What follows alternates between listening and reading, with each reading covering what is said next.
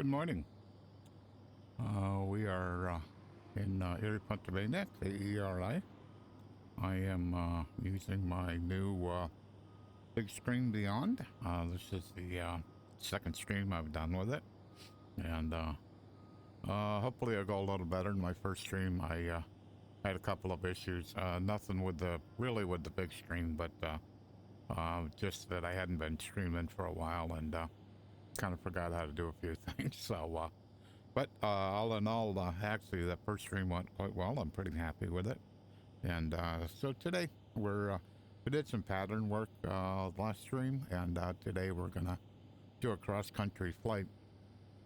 I've been sitting here kind of like waiting for it to start the stream, and it's like it like starts raining. I mean, there's no rain clouds in the sky when you look at 1, 2, 3, 4. I want to make sure I'm actually talking. So, and actually look here at the weather. Hello. There's no rain here. But off and on for 15 minutes it rained. It start and it stop, start and stop, and I'm like, I have to change the weather, or can I actually fly with live weather today? And so we're gonna try to fly with live weather. So first thing I want to do is I'm going to go into DNVR, and let's see. So these are. Let me close this. So I want to go up to general.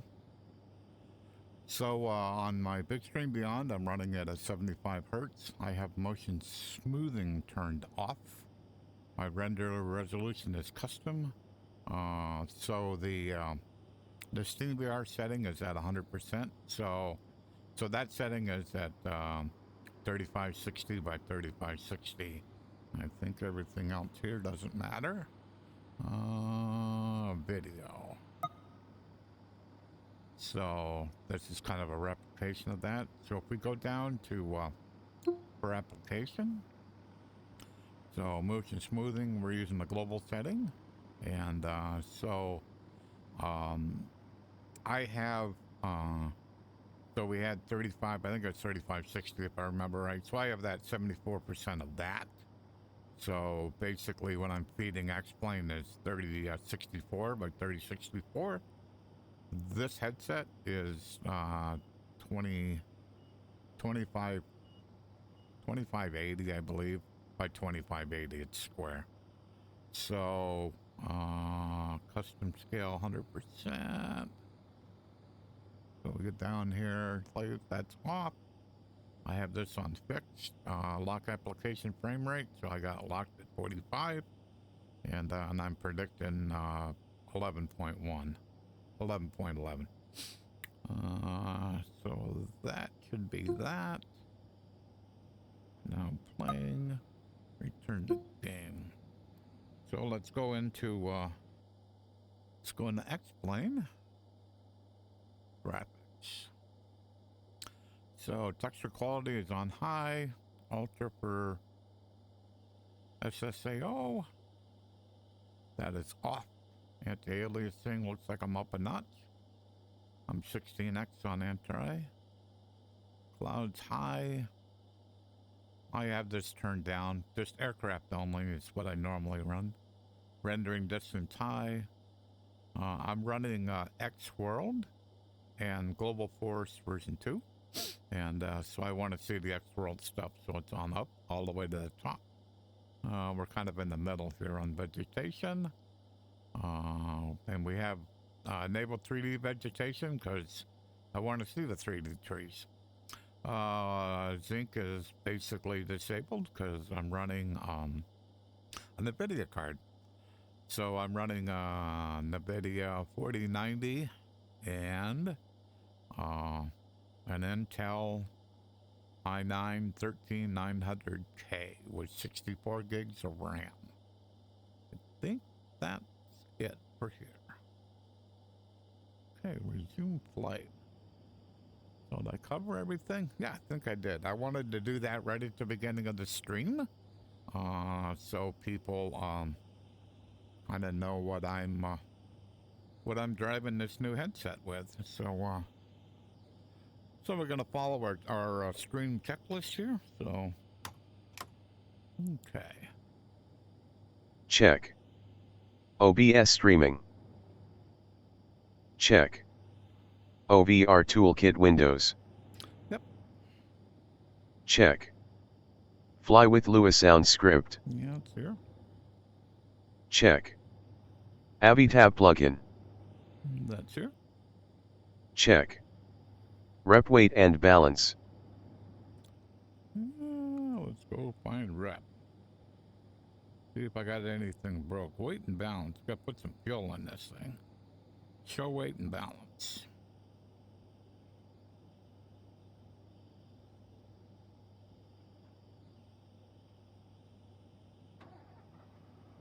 Somehow whoops. The first stream I did this wrong somehow. 1717. Somehow I must have clicked on fill tanks or something. So we put 17 in each tank. Check. Rep maintenance log.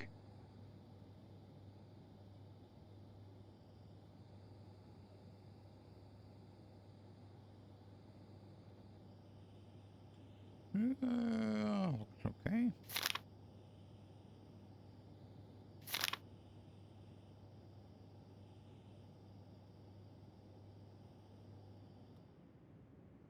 Oh, that's what I was hearing. I was trying to figure out what the noise was. And, I forgot I had turned the preheater on. Wonder what the battery is. Not that bad. I wasn't sure what it run off from. Must be itself. I heard this sound, and I couldn't figure out what it was. I'll go back when I stop here. So, and I actually turned down the interior. So if I start this and engage, so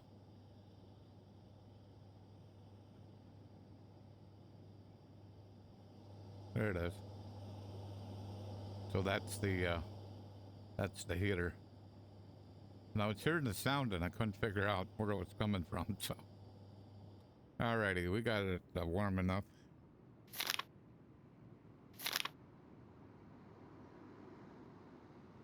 Good enough. Put you back out of the way. Yeah, it was kind of annoying. They have like the sound in the background. They're kind of going. Check. First, I thought it was cold engine start checklist. Brakes. Test and set. Fuel selector. Related to both. Fuel shut-off valve. On. In. Beacon. On. Avionics switch. Off. Master battery. On. Throttle. Open 1/4 inch. Mixture. Idle cut off. Auxiliary pump. On. Increase mixture till fuel flow reached, then cut off. Fuel flow.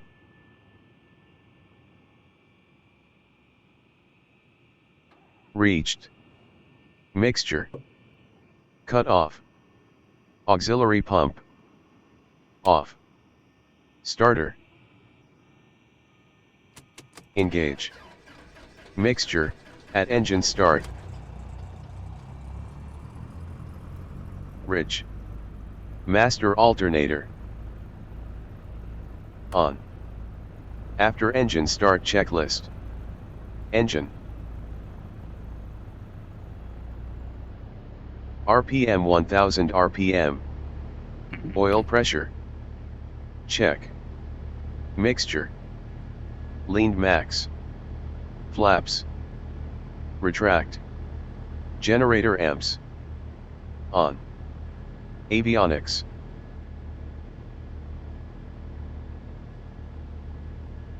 Okay, before I turn the avionics on, It says I have low vacuum. So if you look down here, it's actually in the green, but it says it's got low vacuum. This is a bug in the reality expansion pack. So I'm going to do something bad.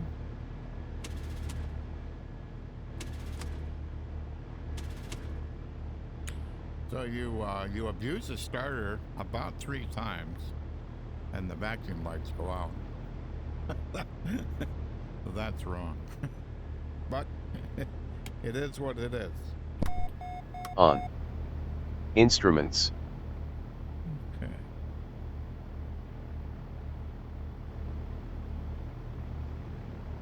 Look good to me. Set. Taxi checklist. Brakes. Okay.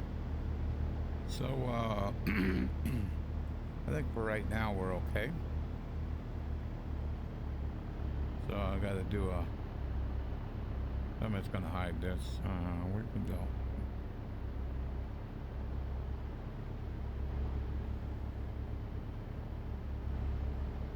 Am I on ground? Yeah. Say active runway.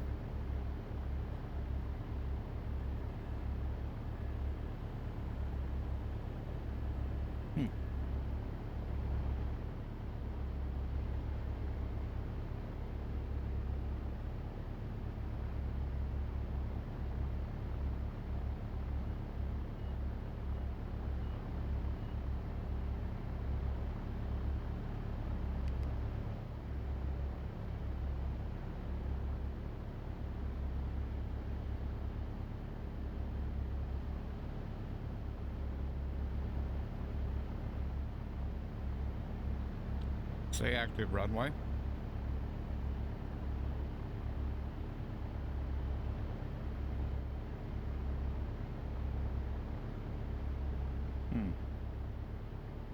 Okay, so why is that true?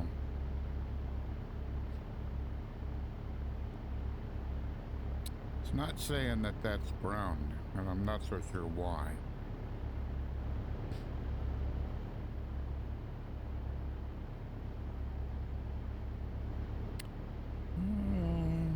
That sucks.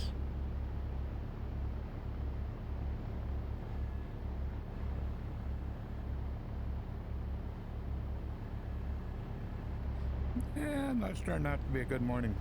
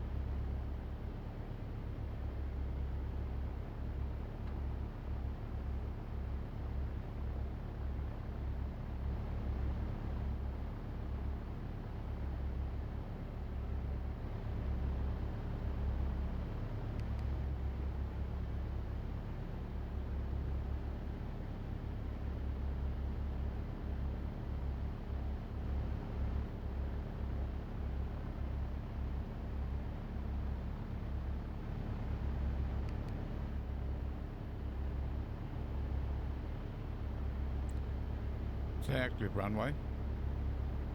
Cessna 6 Bravo Golf arriving and departing runway 06.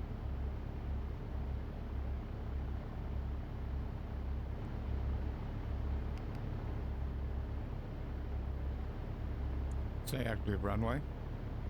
Cessna 6 Bravo Golf arriving and departing runway 06.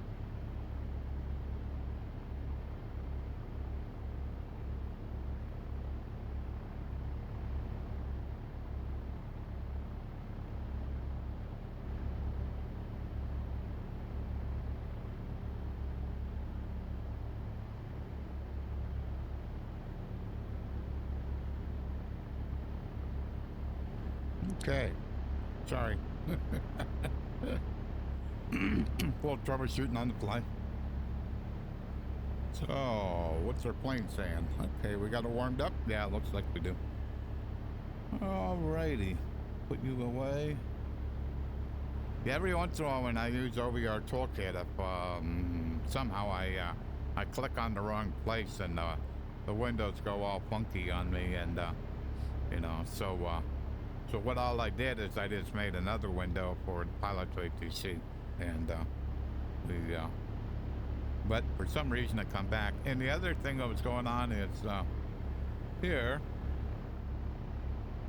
it says it's on ground, and for some reason it had dashes under it, like it didn't think it was ground, so no idea why. Okay, look, we'll I asked twice what they tell me. Huh, really? Say winds. Cessna 6 Bravo Golf Erie International Ridge winds are 190 at 10 knots, gusts to 19 knots. Cool. Cessna 6 Bravo Golf ready to taxi.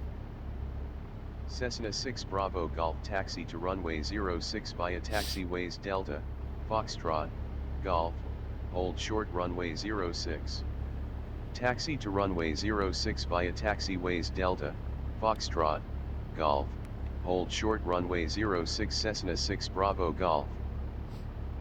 Okay. So we got permission to taxi. I just put the flight plan in. So today we're going to fly to Lost Nation, KLNN. We're going to come back to, I think it's Ashtabula. Let me look in a minute.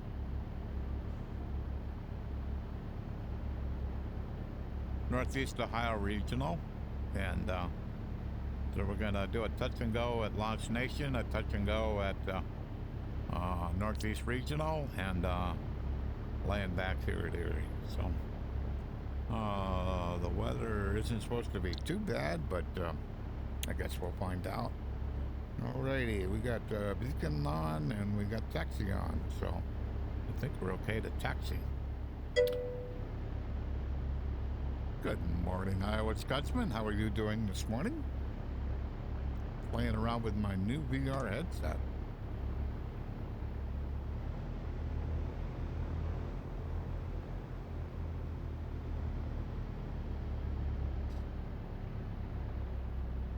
I have pretty much excuse me.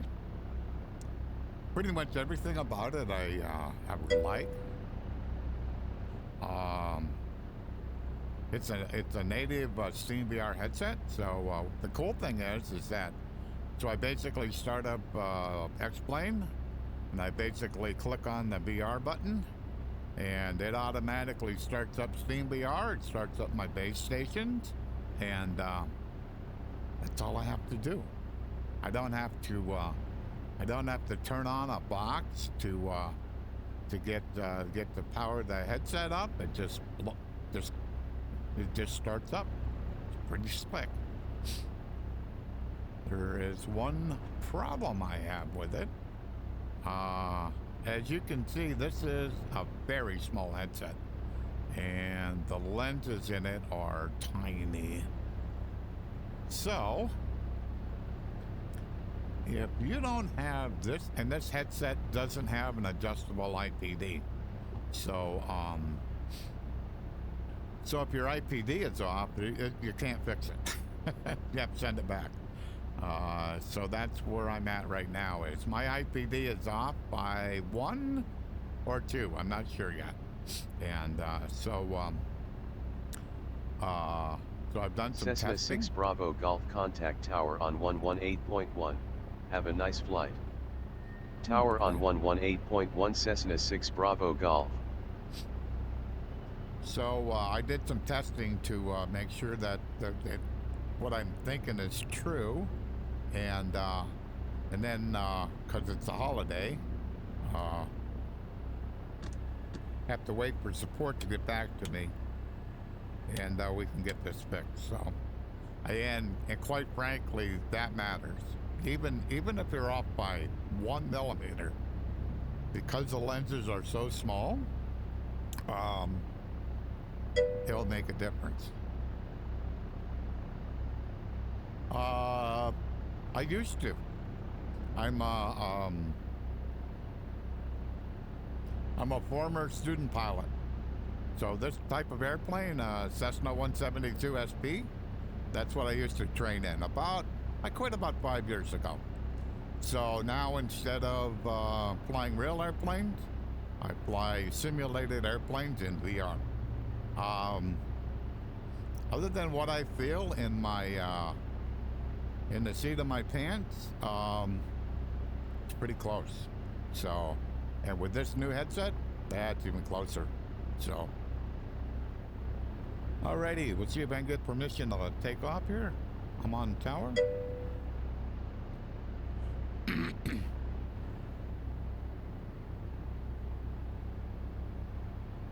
Cessna 6 Bravo Golf, ready for departure. Cessna 6 Bravo Golf winds are 190 at 10 knots, gusts to 19 knots, altimeter is 2993, cleared for takeoff, runway 06. Cleared for takeoff, runway 06 Cessna 6 Bravo Golf. Okay.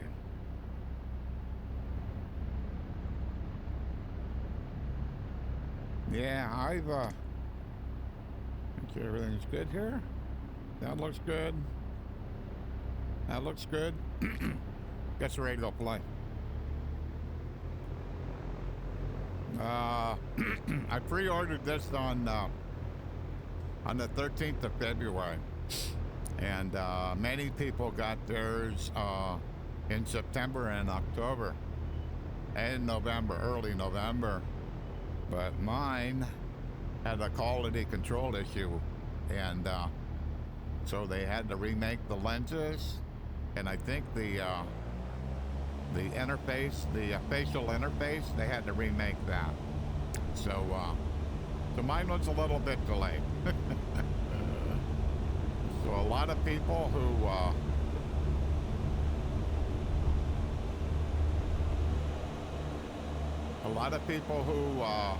ordered theirs after I did, they got their headset before I did. So those look a little bit weird. Maybe it was like it could have rained. That looks pretty dark there. Those clouds look a little funky.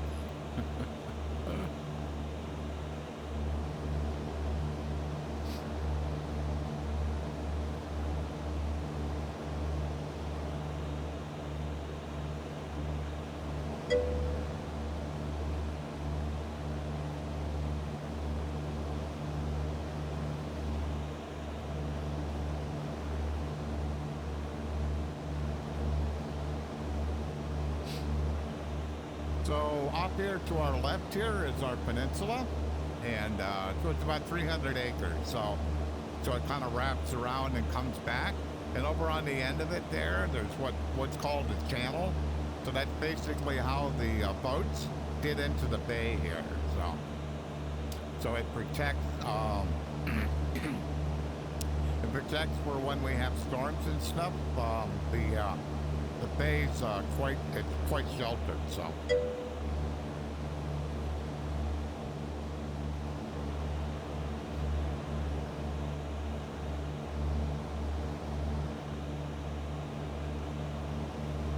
All right, I'm pull the power back a bit here.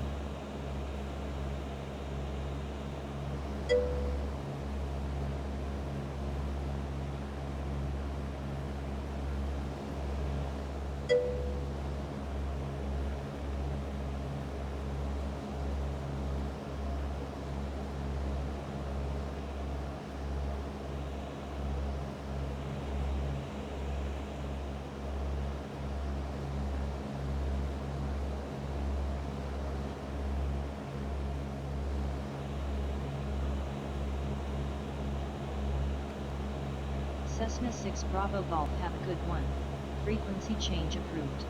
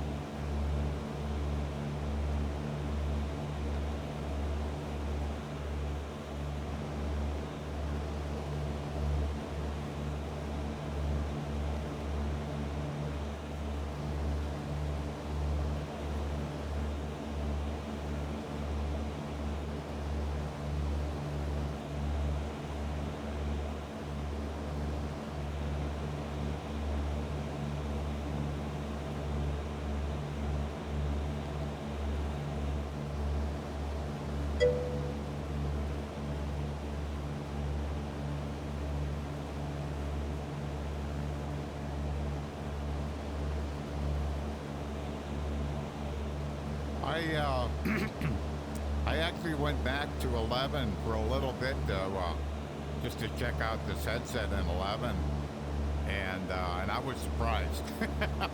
I didn't stay in 11 very long at all, and I went, oh no, I got to go back to 12. It looks way better. So, all right, let's see if I can get this plane to behave here.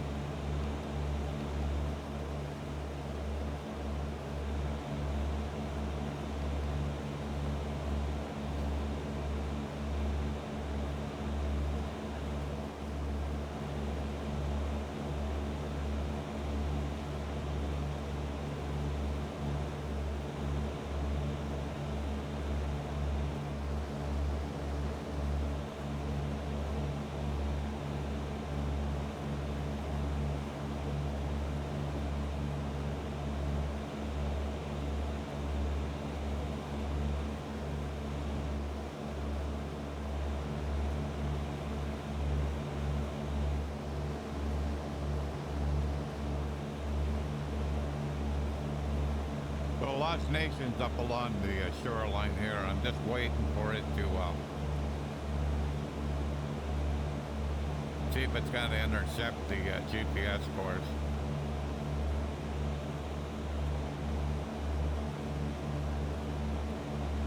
Being a little bit lazy today.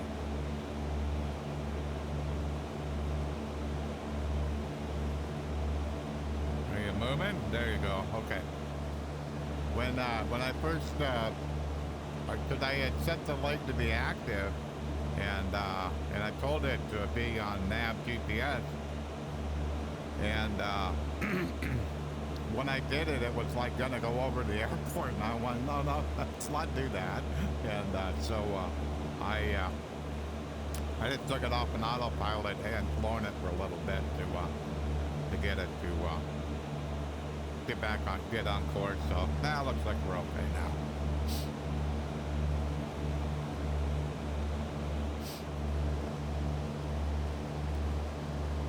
So when I was training out of area here, we used to fly out to Lost Nation and back, and it's about 50, 56, 57 nautical miles. So that'd be one of the training flights that we would do. So.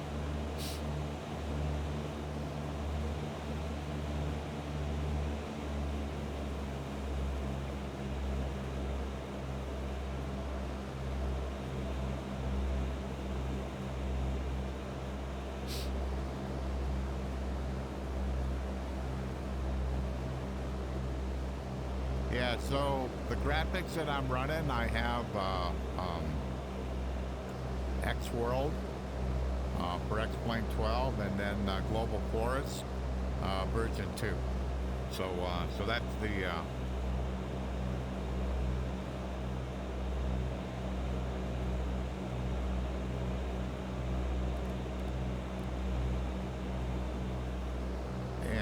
so that's the graphics that I have. The scenery graphics that I have, so.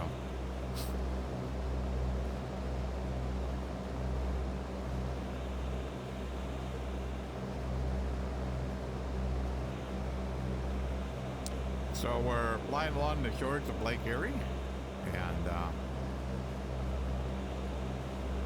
I was a little worried when it was raining like it was that I might pick up some ice on this place. So I was kind of hoping that the rain stopped. So.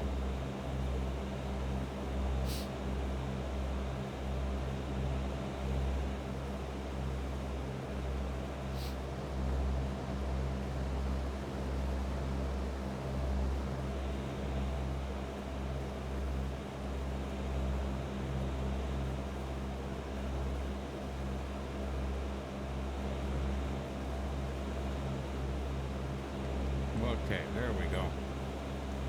How's that looking? Yeah, you'll probably come in okay.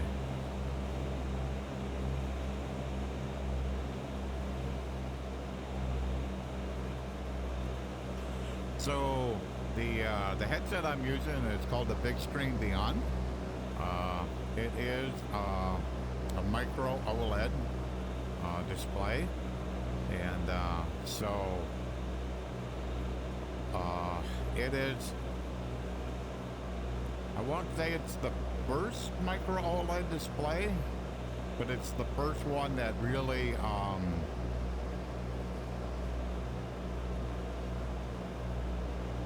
you can actually buy this thing. I was a Kickstarter backer for a Para. It was a micro OLED too, and but I never ever seen my headset. So basically, I kicked in about $500, and I got nothing. So I have registered complaints with Kickstarter. Nah, this falls on deaf ears. So that's just the way it is. And so kind of the beginning of this year, I heard about this headset, and I didn't know the company. The company Bigscreen makes software to basically it's software that you, with VR, you basically can go in virtual movie theaters and watch movies. And basically from them you can actually rent movies. So this company started probably 3 years ago now. They looked around and they couldn't find a headset that they were happy with to watch movies in. So they decided they're gonna build their own. So you have a software company that's never built hardware in their life, and they decide they're gonna build this headset. So it's the smallest headset for sure. It uses micro OLEDs, and the other unique thing about it is it has a custom interface, a custom facial interface. So basically when you order it, they'll send you an email. So you take an iPhone and you do a face scan. So basically it scans your face, and then they create this interface that matches your face perfectly. So there is no light leakage at all. When I put this on, I can't see any light whatsoever. It's black. And so that's how it's designed. And the same thing as the IPD. The IPD, part of the face scan, it gives you an what your IPD is, and then so they have like IPD plates that they put in the headset, and that fixes where the strings and the lenses are. That fixes them, so you can't adjust it. And when I did my face scan, it was I got 65, and where my eye doctor said it was 67. So I decided I'll go in the middle of that. I should have went with the face scan because the problem I have right now is the lenses are a little bit too wide for me. So an example is if I close my right eye and I look at something and have it in focus, if I then close my left eye, the right eye's out of focus. And the reason it's out of focus is that lens is a little bit too wide. And so after the holiday, Monday, I'll have to get with them, and they'll give me a replacement, and we'll see if we can make it better. But when it is in focus, and it's not real bad. If it was bad, like some people have it really bad, I may run into some rain. I may have to change the weather. We'll see how it goes. But some people are really bad. That the IPD is off enough that they wouldn't even want to entertain doing the flight I'm doing right now. Within less than an hour, you'd have a splitting headache, So, but mine doesn't seem to be that way. Yeah, let's change. Let's change. I'm just not gonna do this. So customize. Done. I don't want this. Customize. Scattered. That'll work.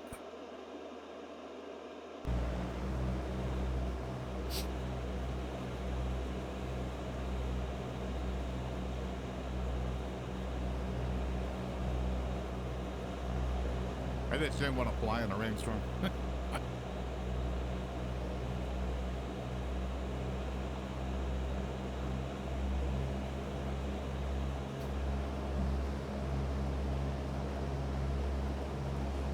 But every other part of it is like, I am so happy with it. The native steam VR thing, that's really slick, and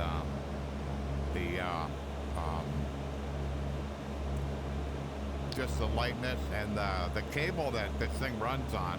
It's a fiber optic cable, so it's really thin. It's really thin. And currently, they don't have an audio solution, so they have one coming, and I have one pre-ordered. Probably some of them are going to start shipping in December, and the rest of them will be probably shipping in January.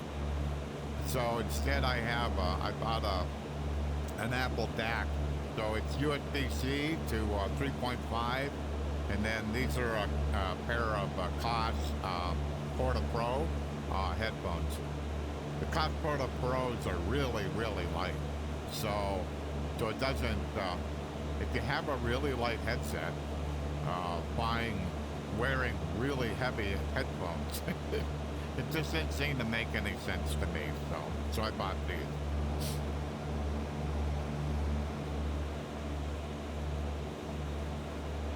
So clarity, and like I said, my clarity is a little bit diminished because of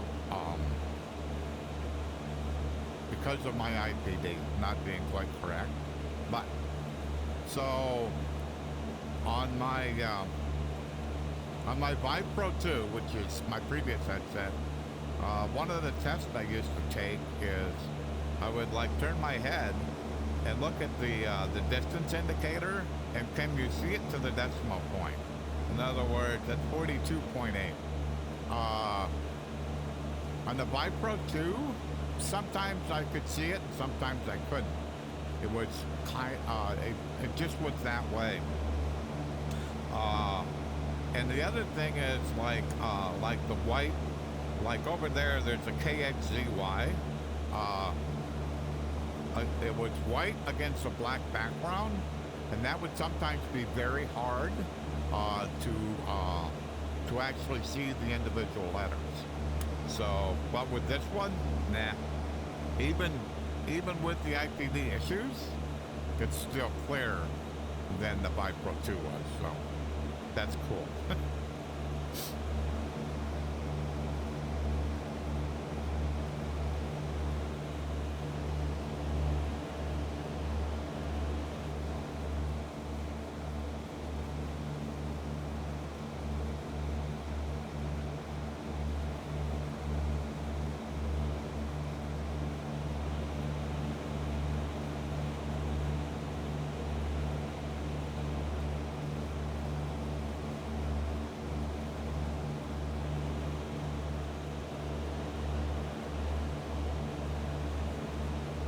Over Ashton Buell, I think.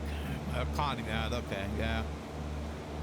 Yeah, Conneaut has like a railhead there. You can see it. You can see the railhead down there, where they stage up trains and stuff.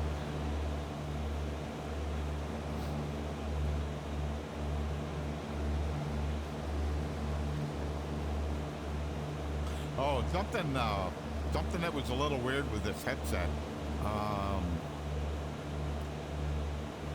There's something was going on with the prop disc that it would actually the clouds would be shaking, but I looked in like my VODs and you wouldn't see it in the like in a stream, or you wouldn't see it in a recording. So what I ended up doing is I ended up going in and editing the prop disk PNG file, and basically for high speed, so kind of where I am right now, I basically made that prop disk transparent, so then I don't get that effect in the headset. I didn't see it in my index, but I see it in this headset. I have no idea why. It doesn't make no sense.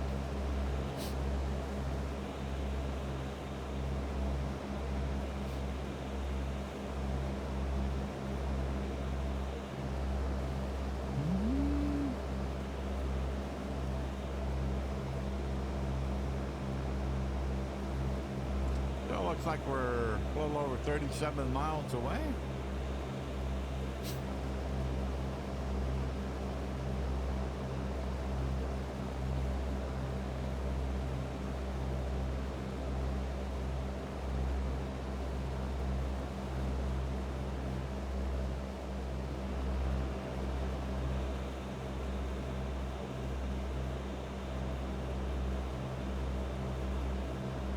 Yeah, and 12, they've certainly improved the clouds. Every once in a while, like when we took off in Keri, there was some real weirdness going on there, you know. And that happens. But in general, I mean, the clouds just look quite good. I'm really happy how well they look.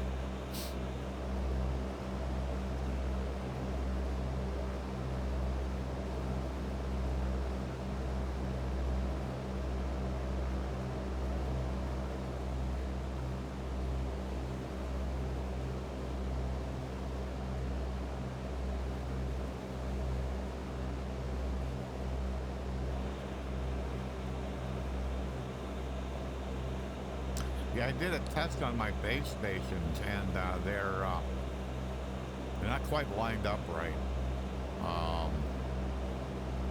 Basically, they're pointing behind me, and so they have like a field of view on them, so it's not too bad. But I need to readjust them so that they're more.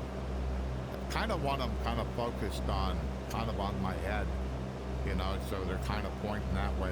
Right now, they're behind me by where the center of the span of the base station is. Probably 2 feet, 3 feet behind me. So they still work, but they're just not as good as they could be. So.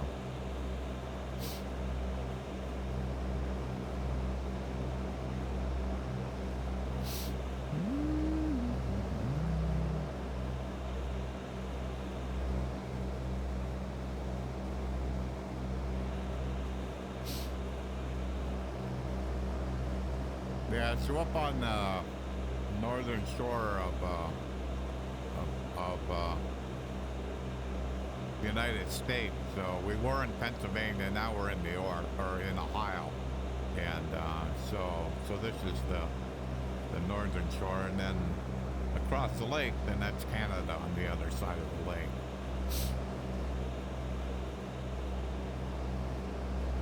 Remember when I was training one day, we were flying out here. Actually, we were flying to Loch Nation, and inland about 5 or 6 miles.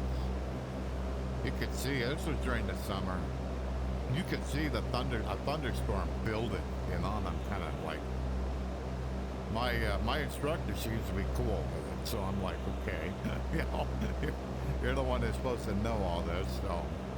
But you could actually watch the clouds grow, and I was like, wow. Then I'm thinking, where are they going to be when we come back? You know, because they looked really ominous. So, but they stayed about where they were, and I think the storm moved. So.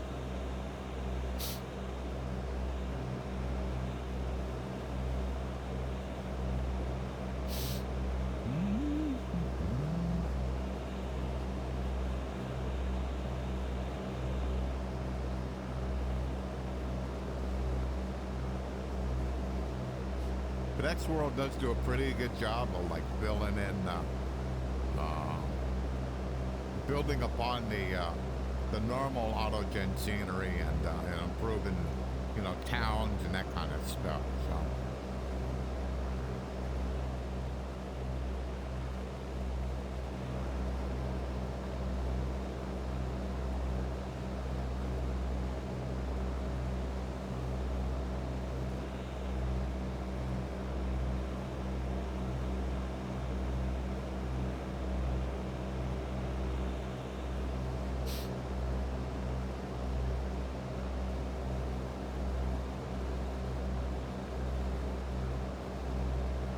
So the next airport's about the same elevation. It's along the lakeshore here, so it's about, I think it's about 600 feet.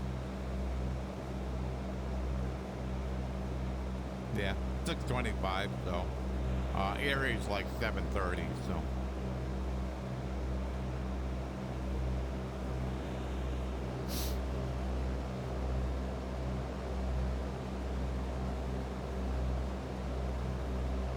The second airport I'm going to do a touch and go at. It's inland a little bit, so it's a little bit elevated. It's not by much though. Yeah, it's 900, so it's just by a little bit.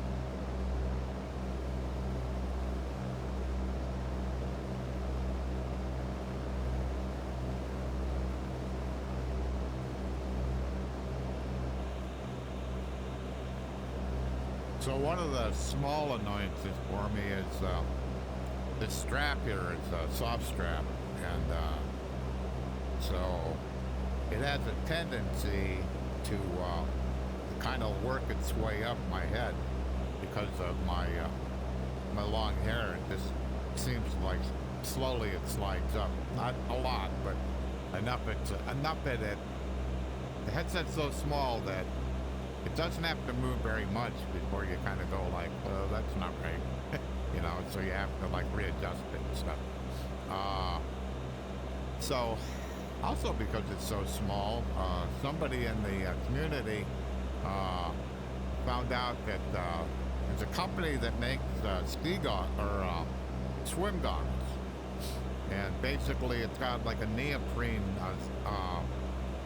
head strap that basically connects to a ski goggle, or so swim goggles. And so somebody figured out a way where you can use that to replace the strap. And so I have one of them coming on Monday, and so we'll see if that improves that part of it. So until the audio strap comes out. So.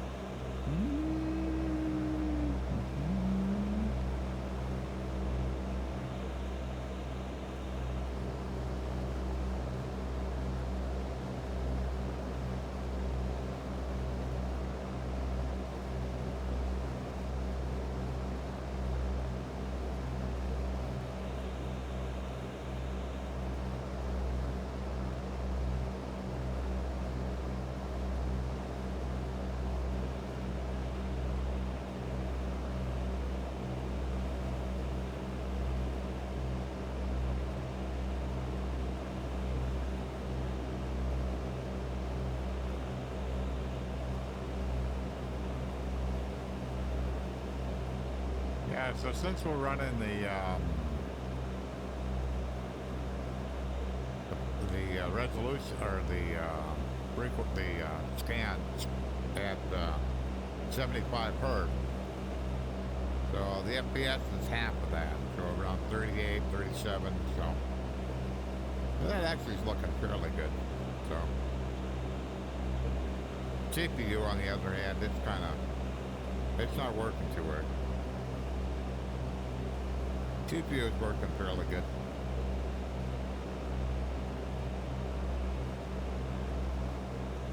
So the version of X-Plane I'm running is 12.0.8 beta 3. So the latest beta that you can get.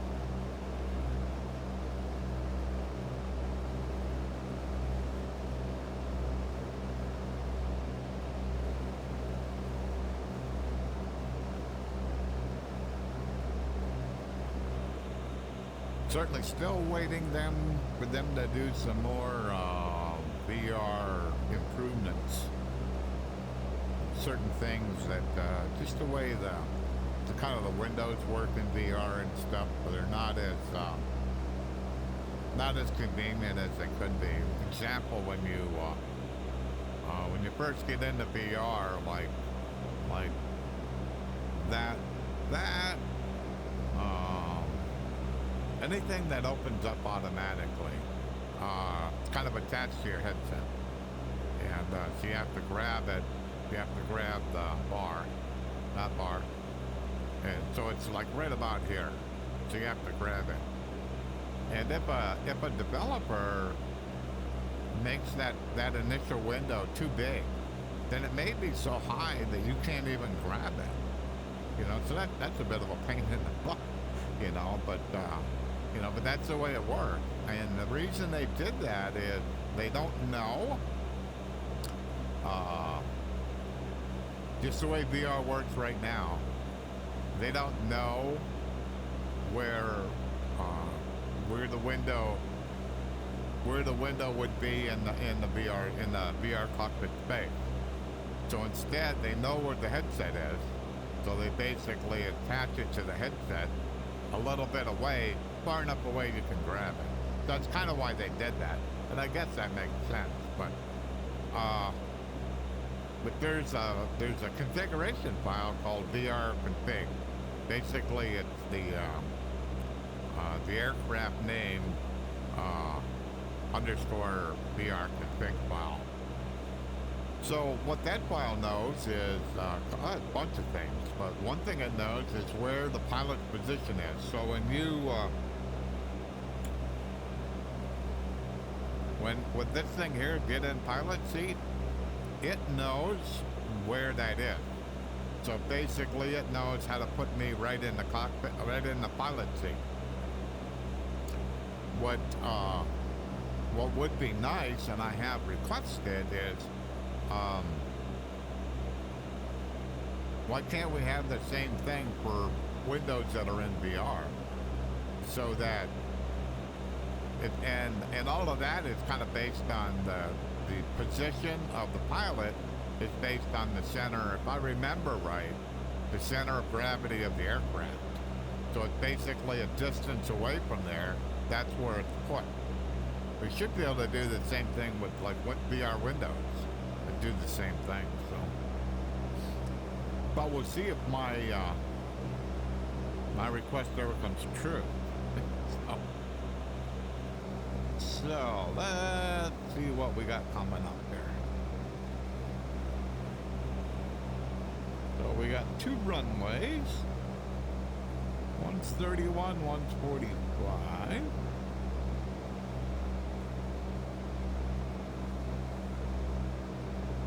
So we took off from 6. So we'll either be landing on, well, I don't know that because I changed the weather. We'll have to see.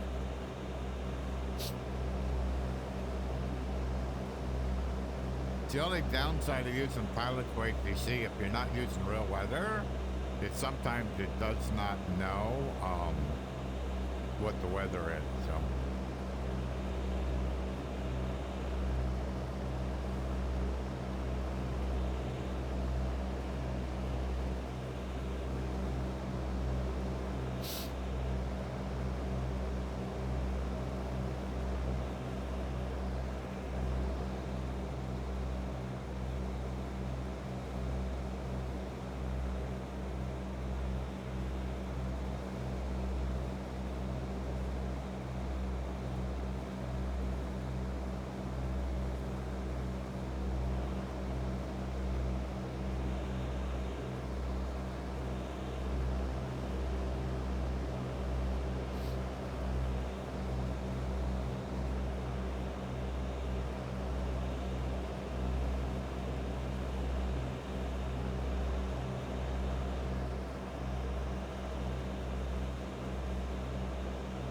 That cloud looks a little black.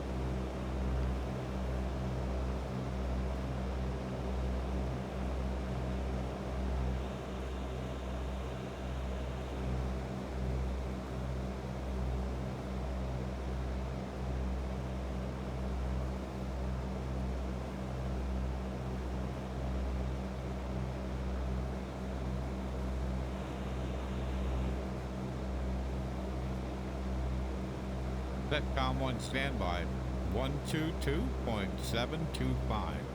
Com 1 standby set to 122.725.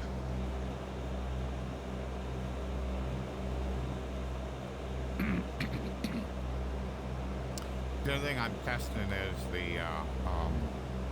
I use voice commands for both pilot to ATC and the little headset guy there, that's plane command. And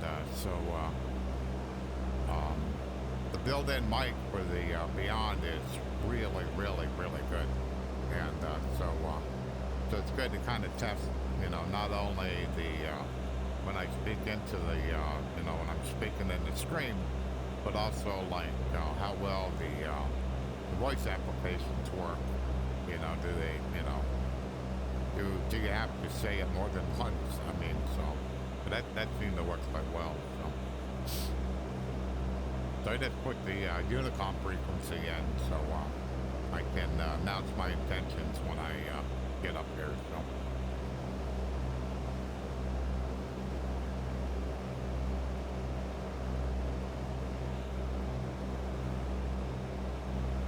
When I get about 10 miles out, I'll make a call to CTAP to where pilot to ATC works is that if you use a frequency for an airport, this airport is unpowered. So then you can basically make a call and ask what the active runway is. So, and see if you agree with it or not. If you don't agree with it, you just basically say where you're gonna land, what runway you're gonna land on. So.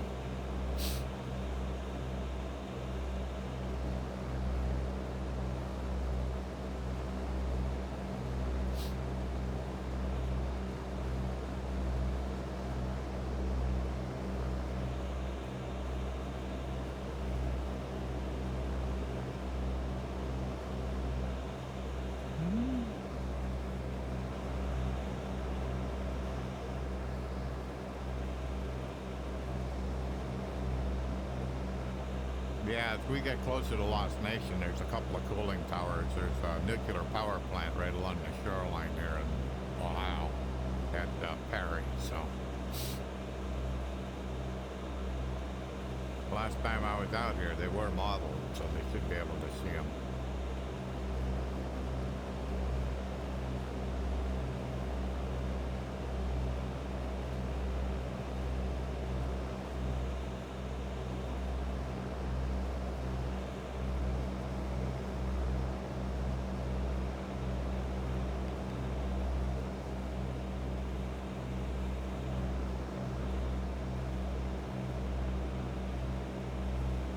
Cessna 6 Bravo Golf, say active runway for Kilo Lima, November. Cessna 6 Bravo Golf arriving and departing runway 05.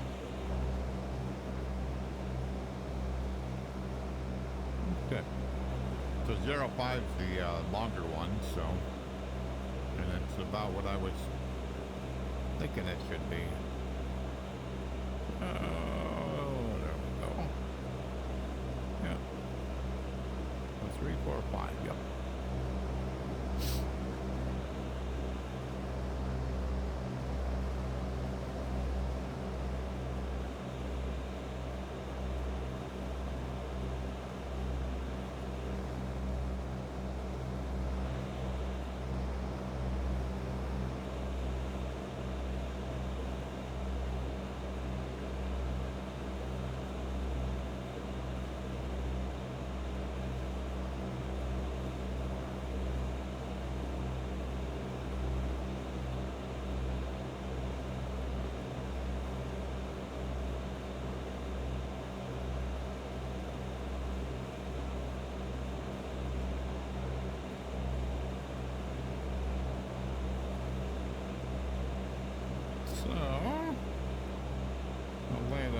05, I'm kind of coming in.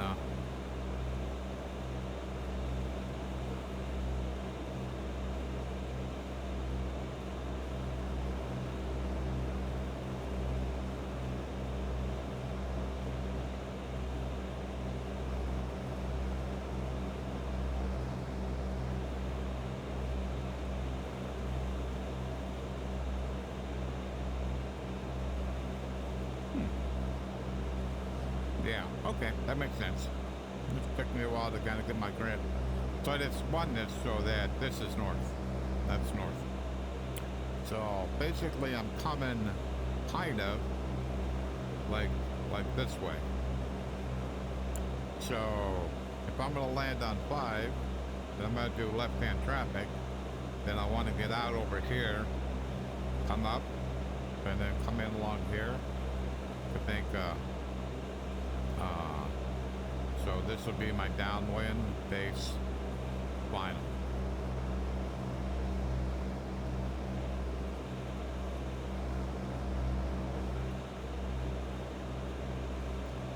And that was about the time you probably want to be looking for this airport.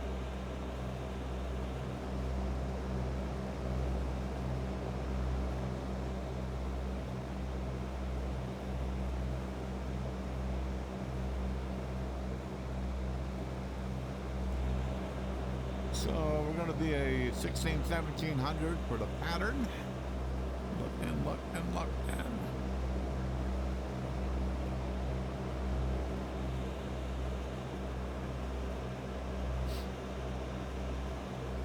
Kind of looking like right there. I think that's it. So we will get the autopilot on. Back far a little bit. Yeah, that's it.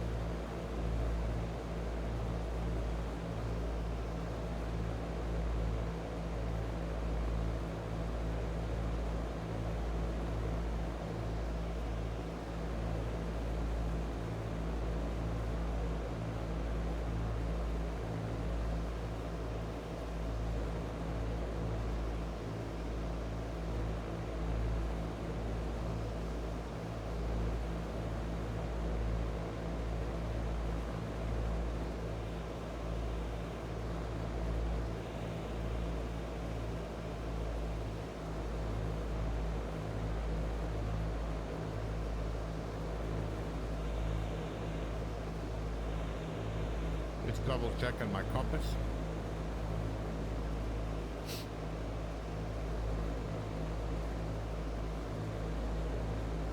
And I have 5 dialed in, so this would be the downwind for runway 5. I'm a bit high.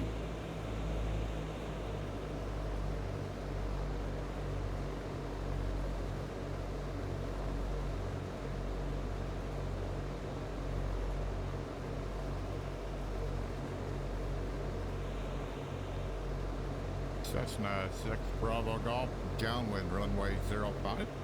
Cessna 6 Bravo Golf, this is Lake County Executive Unicom on 122.72. Please repeat your request.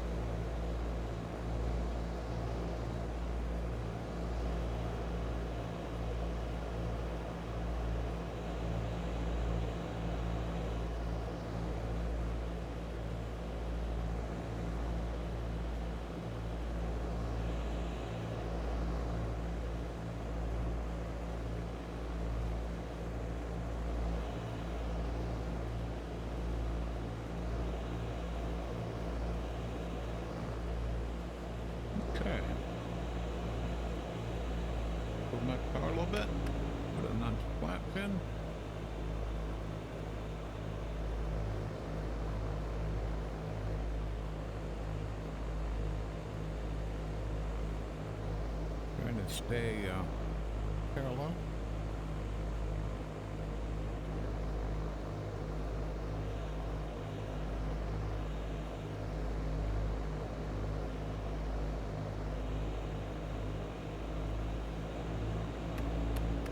Base.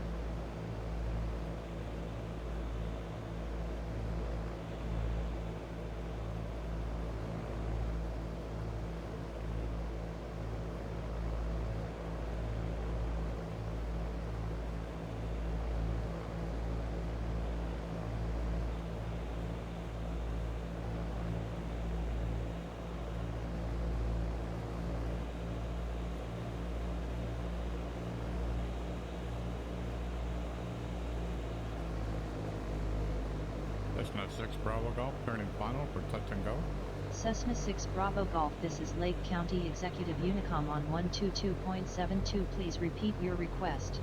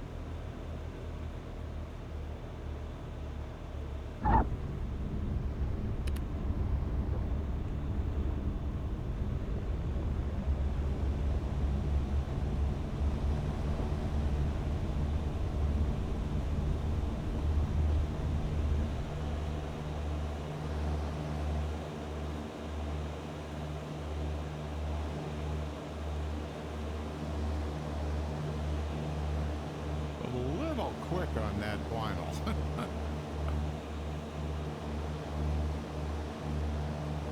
But I knew I had enough runway, I could just let it ride out.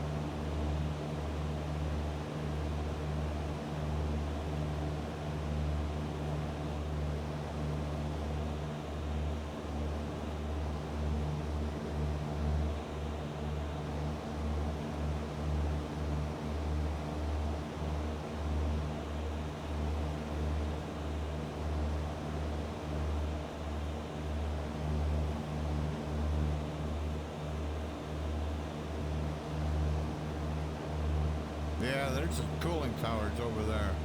You can see them at a distance.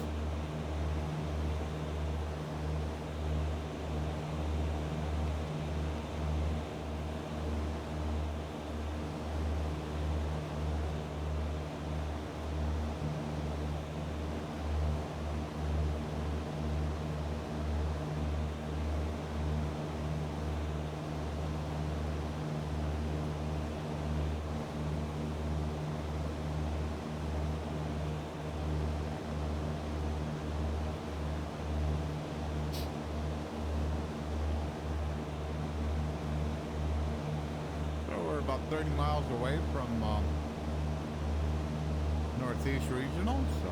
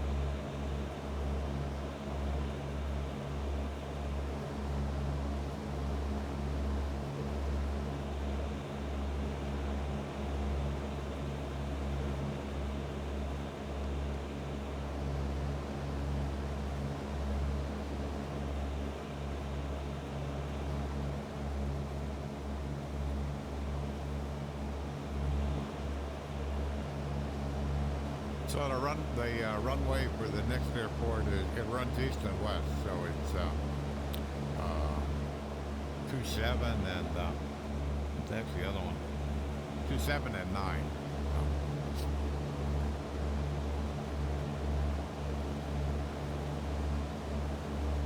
So probably landed on 9. We'll guess.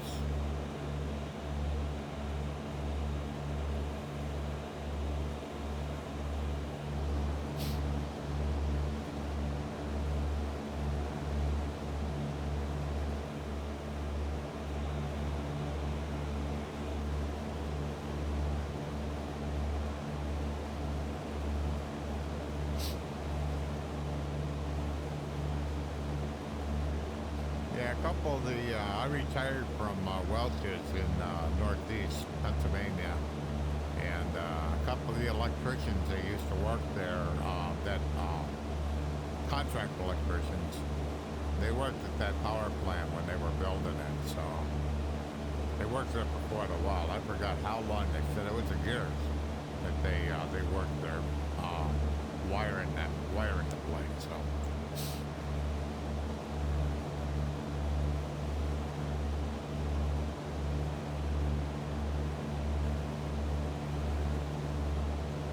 Probably it's the nearest nuclear plant to where I live. So we have some down in downstate PA, but they're a lot further away than this one is. 3 Mile Island is probably the nearest one.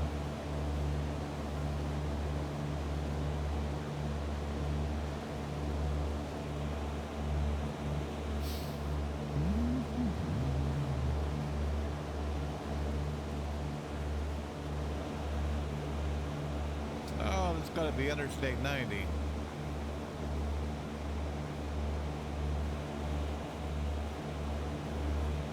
Damn, Martin's on you? No. This road right here.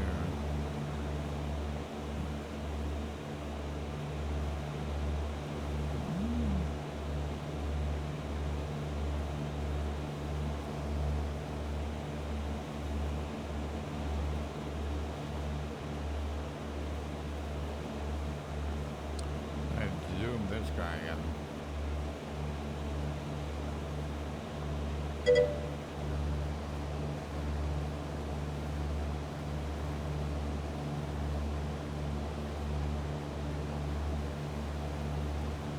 Yes, I can.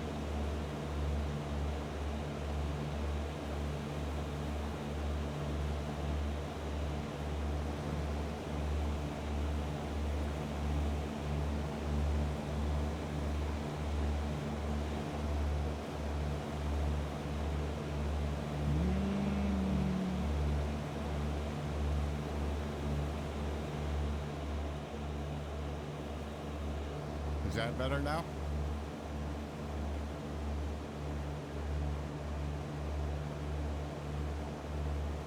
Or do I need more?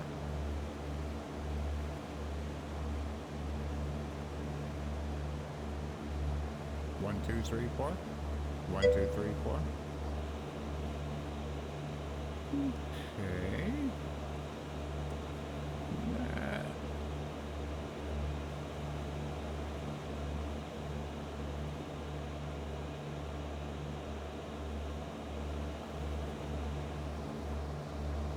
Give me a minute.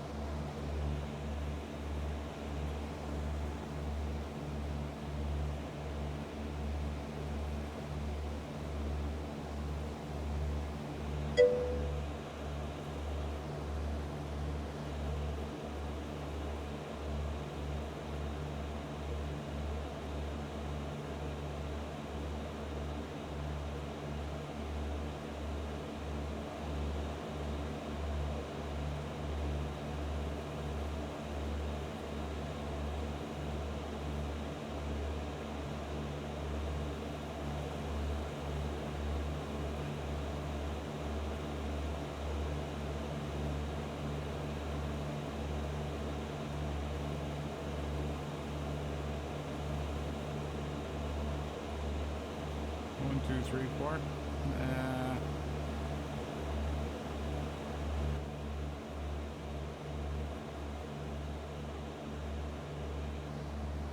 So is that any better? 1, 2, 3, 4. 1, 2, 3, 4.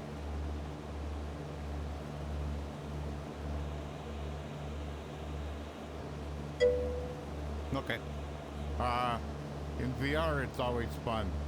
And so what I basically did is turn down the volume, as opposed to in the sim itself. I turned down the volume to OBS. So okay, it's good I can learn how to do this. So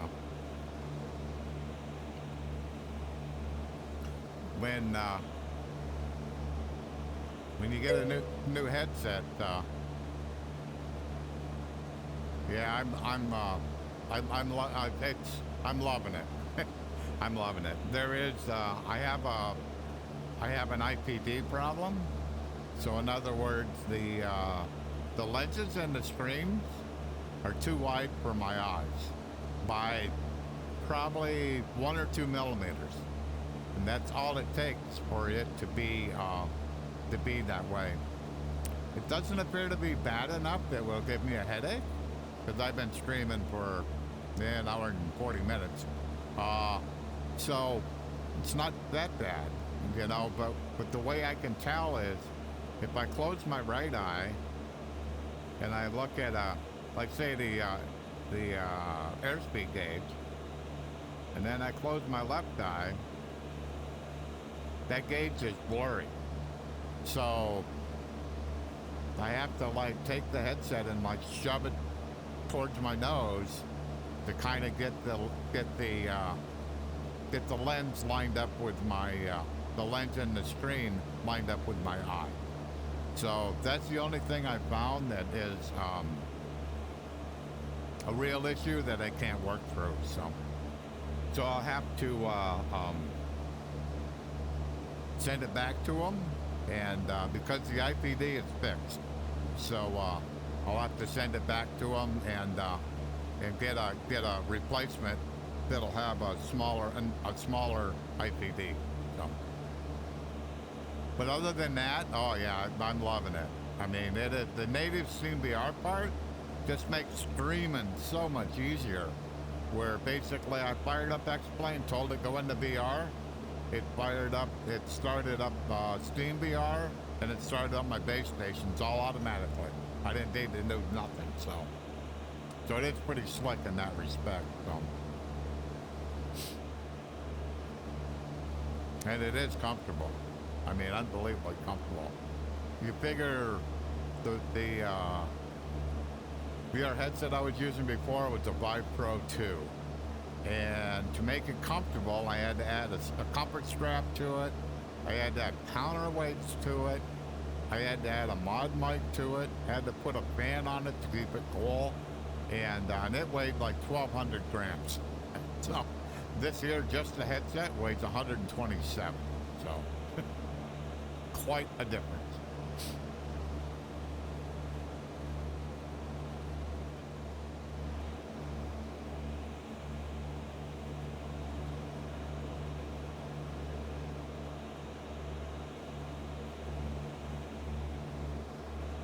I just wanted to see what the DB would set on my OBS. Okay.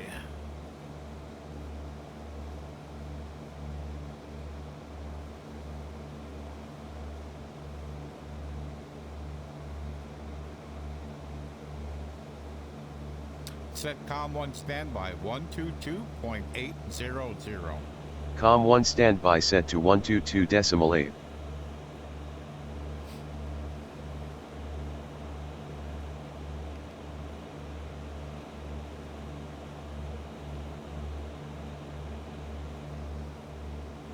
Say active runway.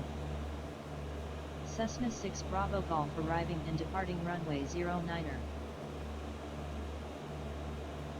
So 09er is almost the course I'm flying, so we'll have to do a teardrop here when I get a little bit closer. Get about 5 miles out,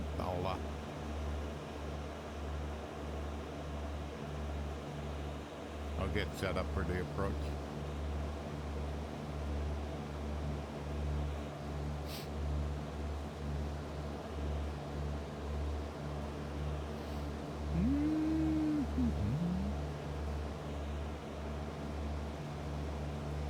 So at 7 miles, I would think if I'm flying kind of right straight to the airport, I would think I should see it by now, but maybe not at 7 miles out.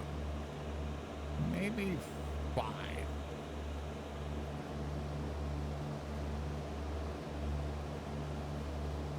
Got any landmarks?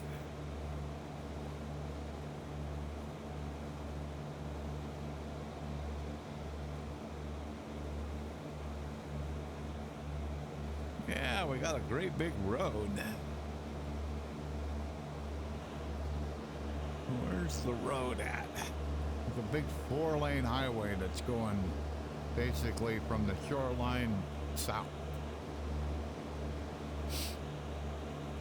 Oh, there it is. That's 5 miles out. You can clearly see that's the runway. So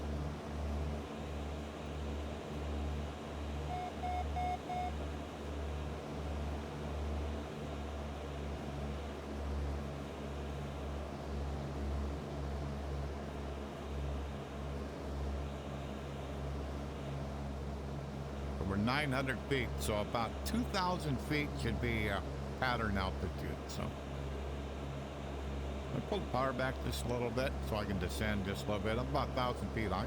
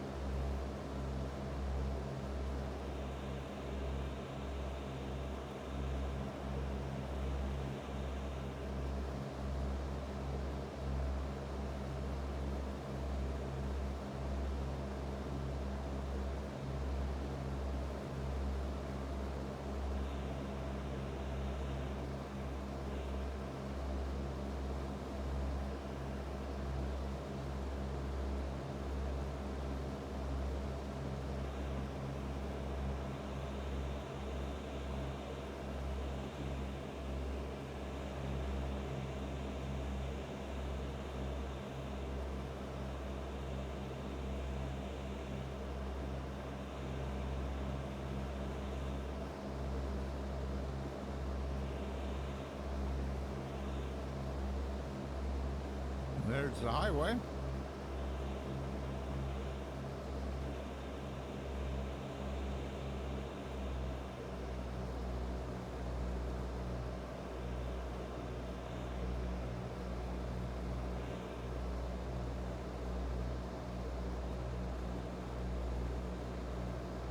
There's another highway right there. That's that's Interstate 90. That runs parallel to the shoreline. Clear into New York.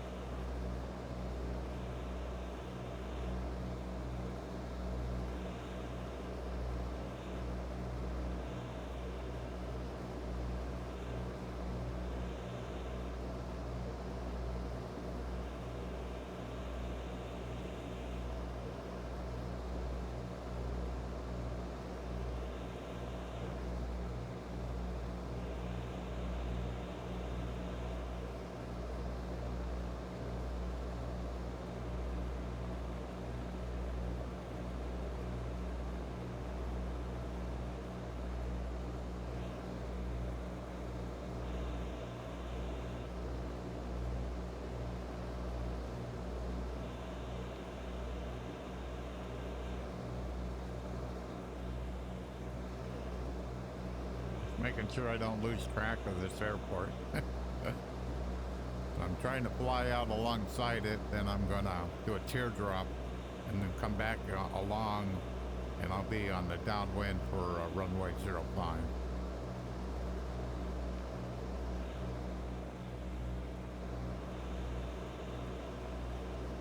I'm just descending ever so slightly, so.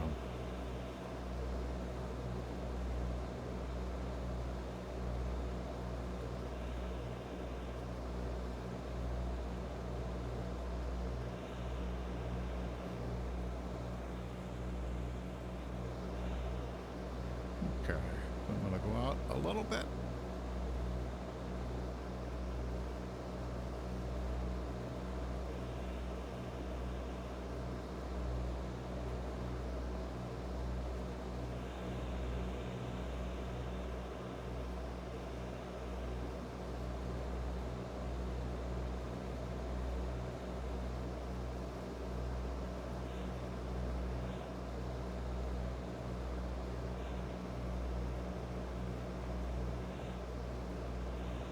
Standard rate turn here. Hopefully I went out far enough that I'll be alongside the runway, not down the runway.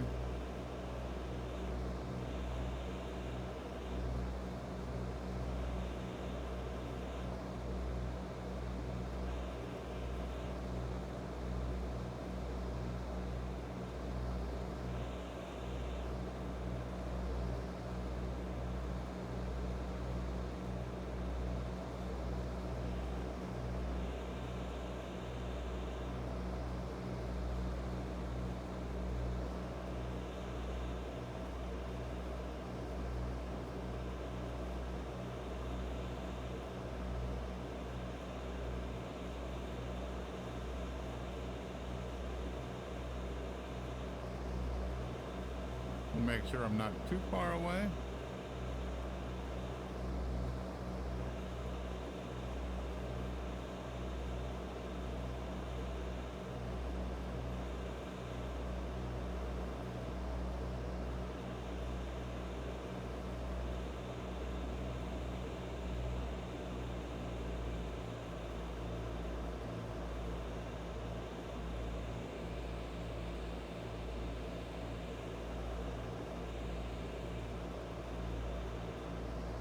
Okay.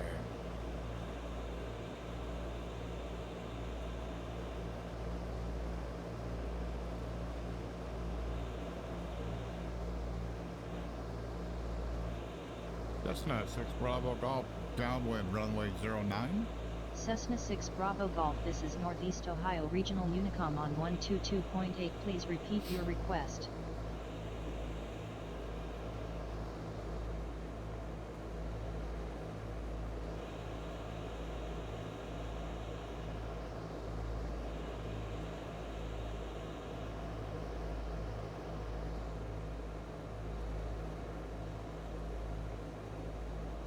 Okay. Speed's about right.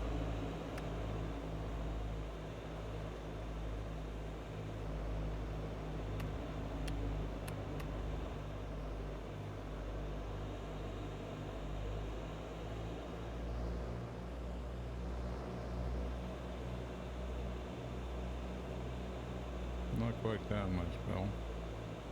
That should be good.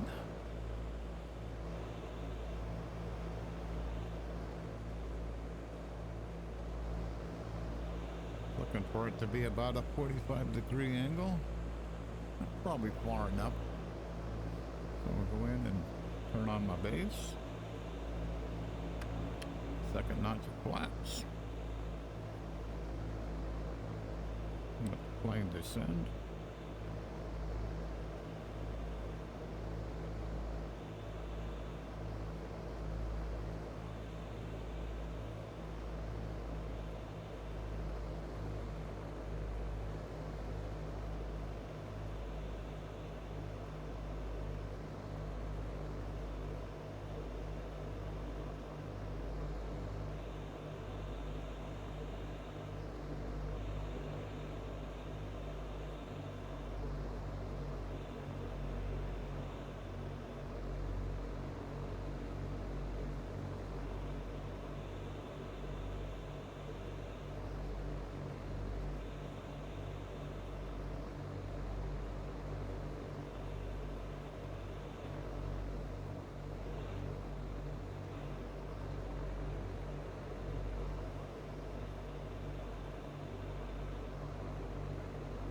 Something's telling me my altimeter may be a little bit off, I think. Cessna 6 Bravo Golf, turning final, runway 09. Cessna 6 Bravo Golf, this is Northeast Ohio Regional Unicom on 122.8. Please repeat your request.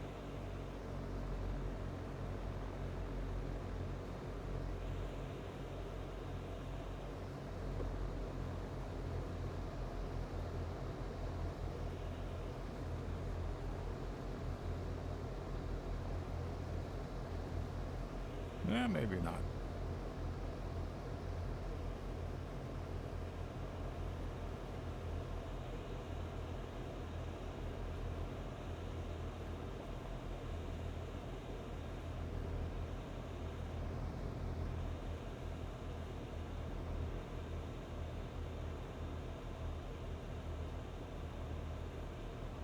Oh, much better approach.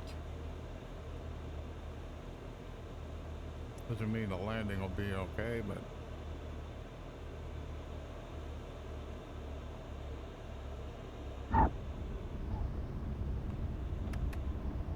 oh wow.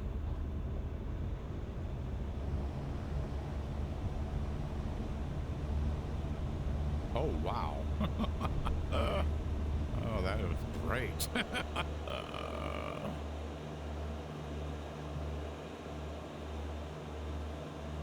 Can't give credit to the headset for that. It's this yoke. This yoke is so nice.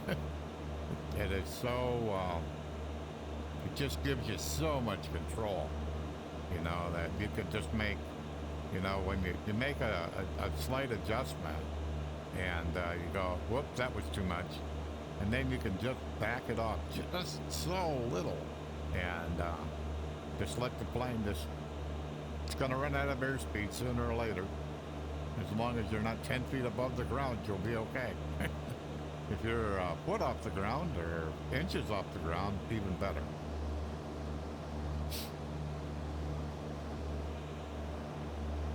That was great.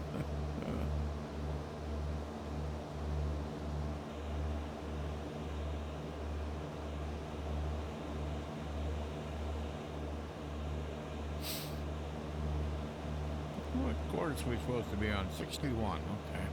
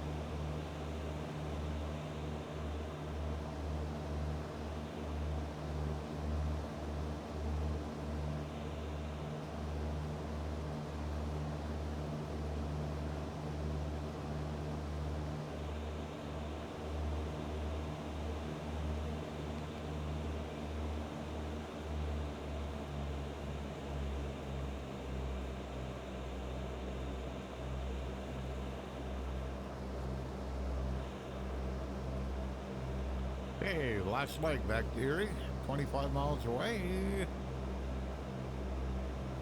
Says it's 16 minutes and 45 seconds.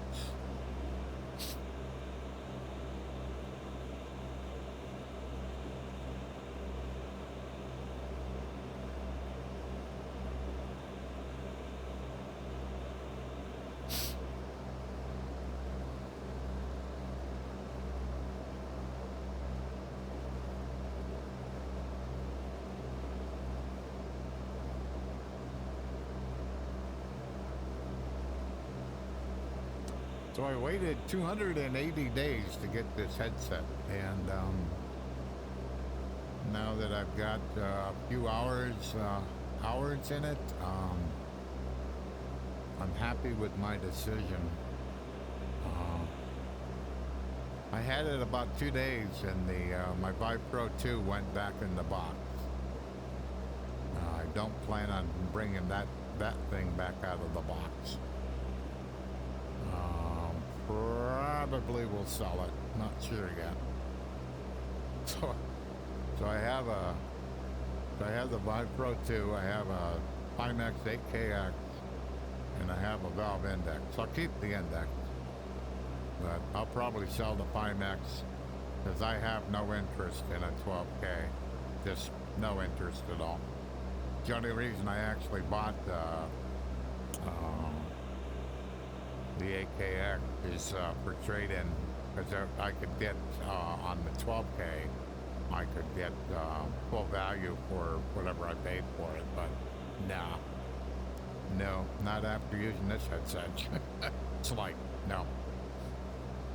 Okay, so it doesn't have a monstrous field of view. Does it have enough? That's kind of the question. Yes, it does.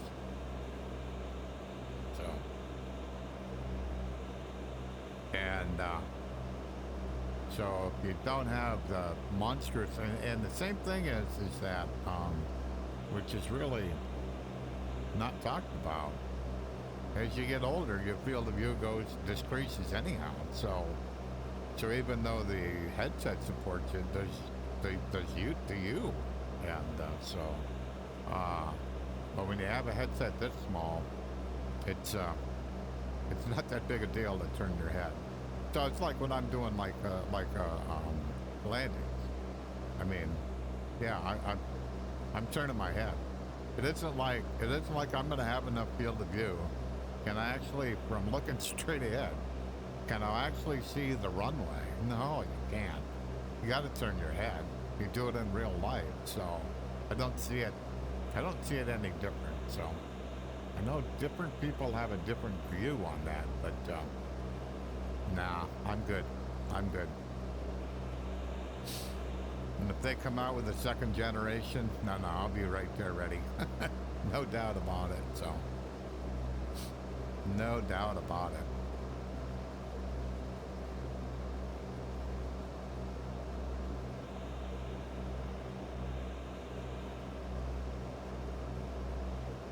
So it sounds like what the CEO of Bigscreen said is that they have orders for tens of thousands of these headsets. It's like, that's crazy. I mean, I would have, when I pre-ordered it, I didn't think anything close to that would have been true. So there evidently is a lot of people that think this is the right approach, because it is, you have like a Pimax crystal on one end. So it's about 1,200 grand, about the same as what my Vive Pro 2 is. So it's about 1,200 grand. It's huge. And then you have a Bigscreen Beyond. It's like the opposite. You know, I mean, it's kind of like, and originally with the crystal, the field of view is, well, the initial field of view on the Bigscreen Beyond was smaller than the crystal for sure. But they did something with the lenses and they got it bigger. So before Pimax come out with these wide field of view lenses for the crystal, they were similar. They were within 5, 10, you know, which is, look at the size. I mean, what is it, 3 times bigger? Not the weight, just the size of it. 3 times bigger, 4 times bigger. If it's that big, then you should have a bigger field of view. But if you don't, then it's just bigger, you know, so.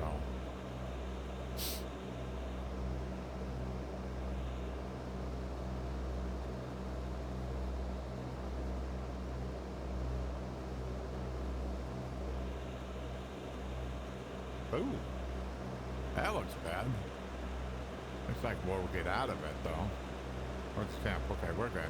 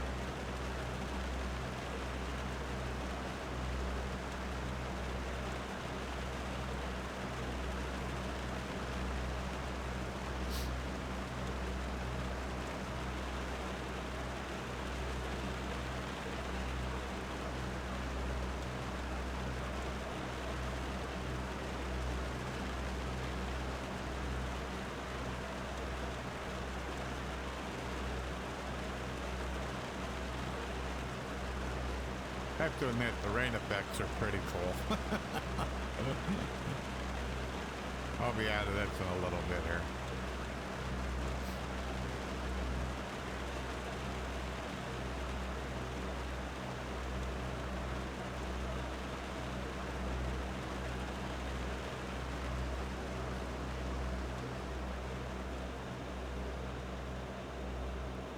I looked up and there was a black cloud above me, so.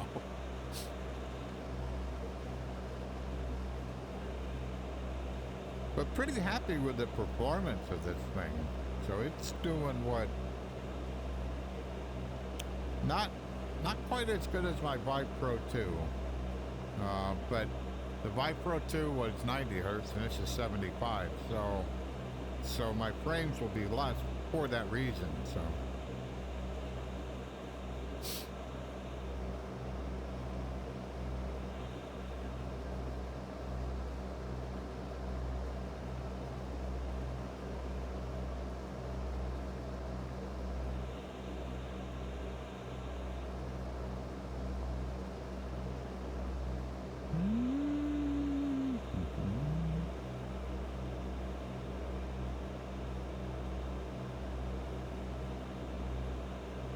Set COM1 standby 118.100. COM1 standby on 122.725. How'd you get it that wrong? Set COM1 standby 118.100. COM1 standby set to 118.18.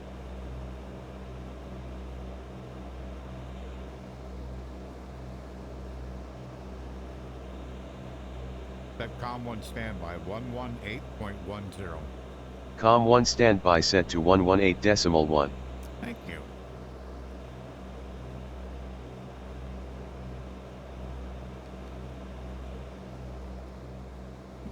What's ground?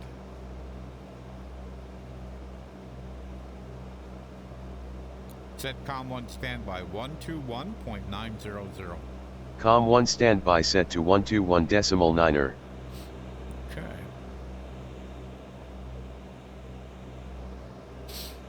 So we got tower in the active, we got ground in the standby. So that all should be good to go.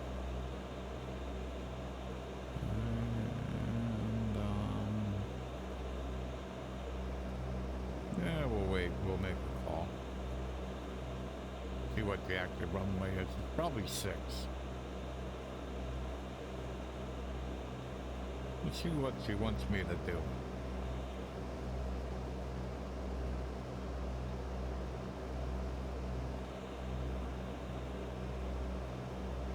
Say active runway. Cessna 6 Bravo Golf arriving and departing runway 24. Oh, really? Huh.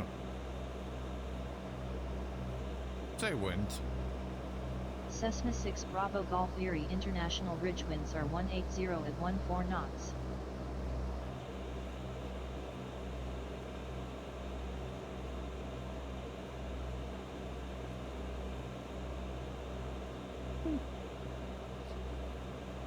Yeah, horse piece again. Okay.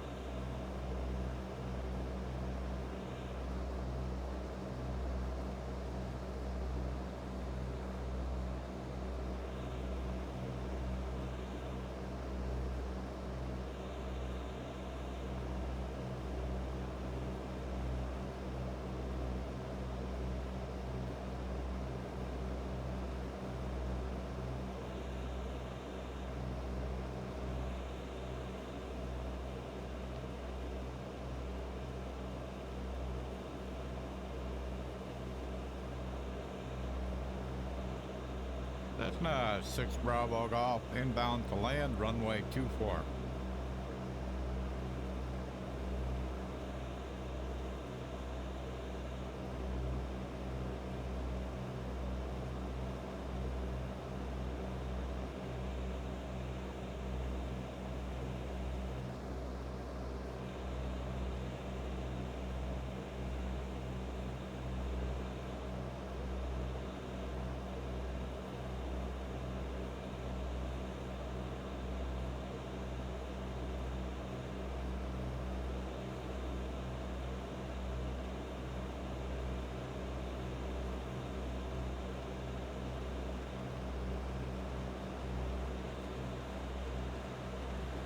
Cessna 6 Bravo Golf, inbound to land, runway 24.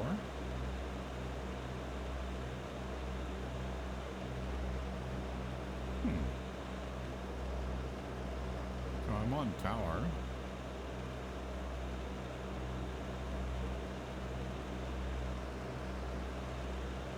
Cessna 6 Bravo Golf, inbound to land.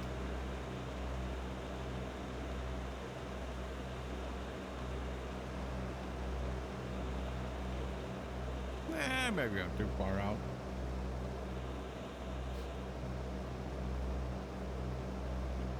Which should be on tower frequency though.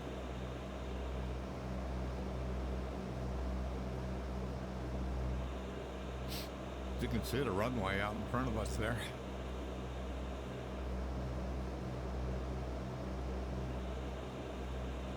Yeah, we'll get rid of autopilot.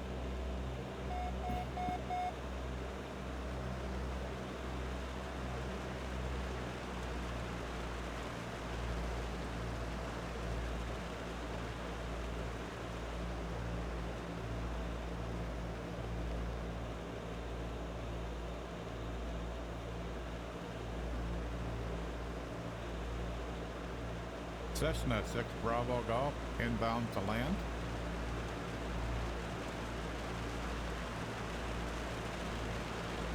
Tower Cessna 6 Bravo Golf.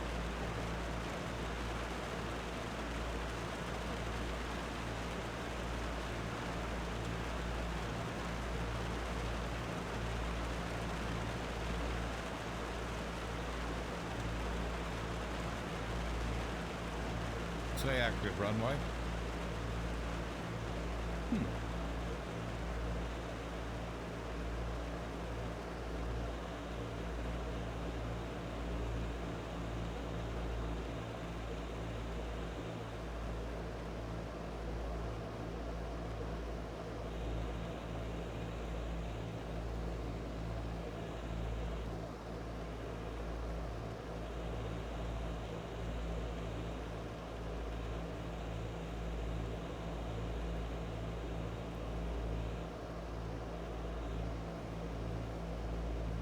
Say active runway.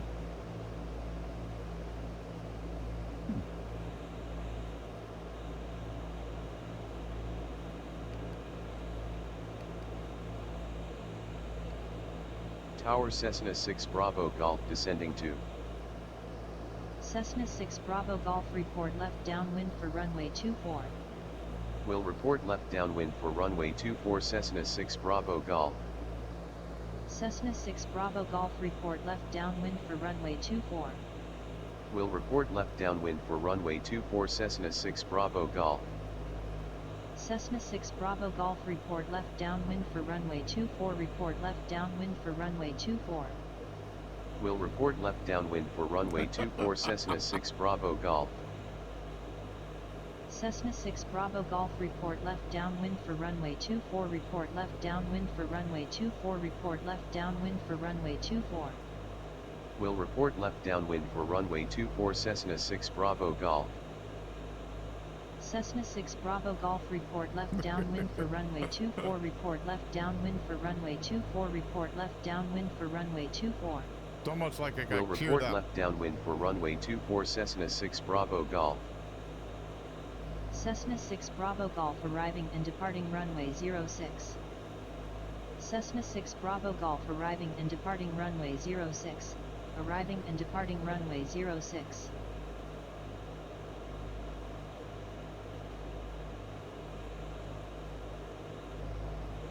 Cessna 6 Bravo Golf, downwind runway 24.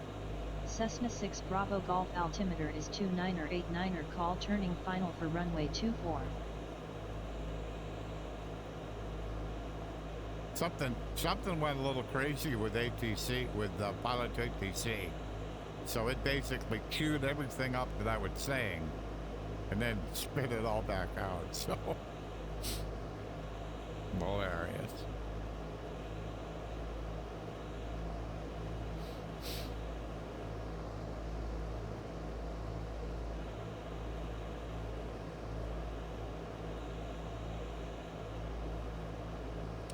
So the elevation here is 760, so 730.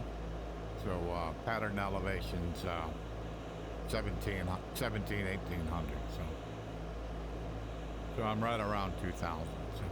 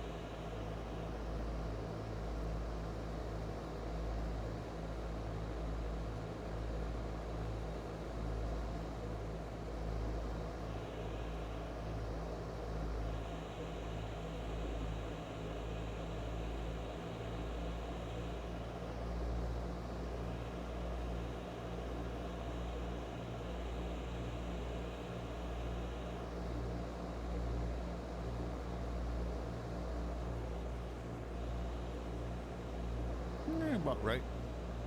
So the runway is just about in the middle of that strut. So I'm about the right distance away from the airport.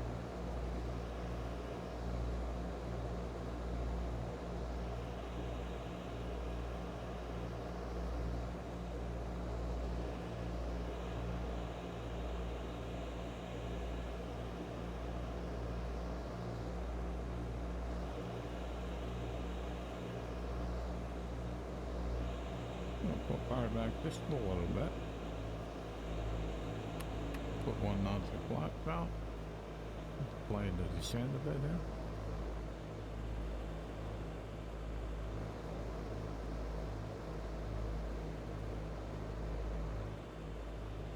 Going to be at a 45-degree angle with the runway.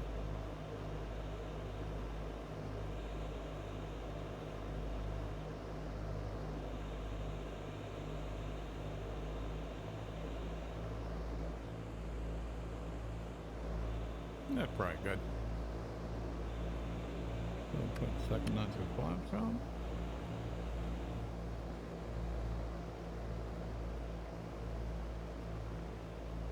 Looking to be on a heading of about 330.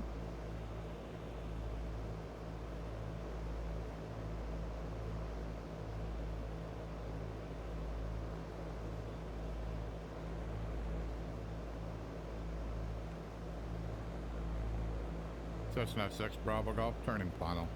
Cessna 6 Bravo Golf winds are 180 at 14 knots, cleared to land runway 24. Cleared to land runway 24 Cessna 6 Bravo Golf.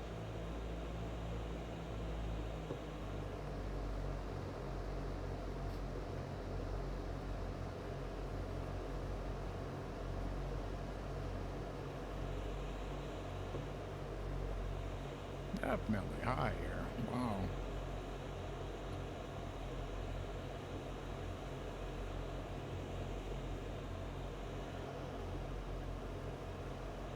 Like we're gonna go a bit long here.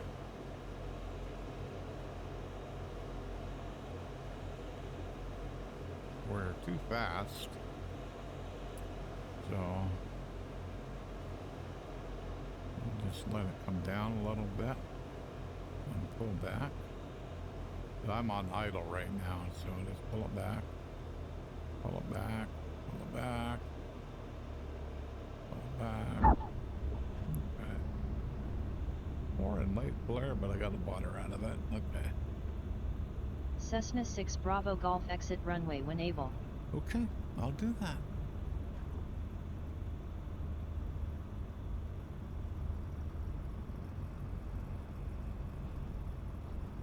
I thought I was flaring pretty good.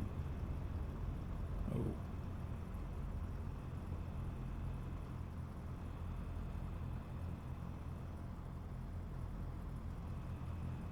That was my reality expansion pack telling me I had the engine too slow.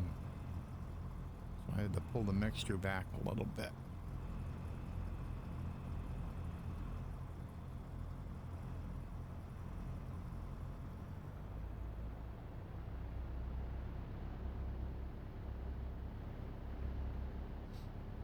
Okay. Pass the old short line. Taxi on, land up. Cessna 6 Bravo Golf, clear of active runway 24. Cessna 6 Bravo Golf, welcome to Erie International Ridge, contact ground on 121.9er. Have a good afternoon. Ground on 121.9er Cessna 6 Bravo Golf.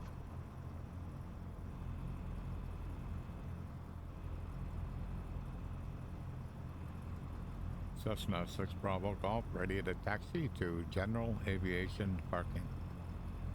Cessna 6 Bravo Golf, taxi to General Aviation Parking via taxiways Alpha, Echo, hold short runway 02. Taxi to General Aviation Parking via taxiways Alpha, Echo, hold short runway 02 Cessna 6 Bravo Golf. Okay, back in Erie.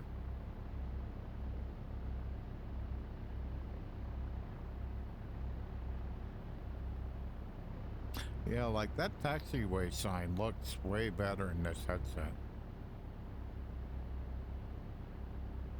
Not so sure why.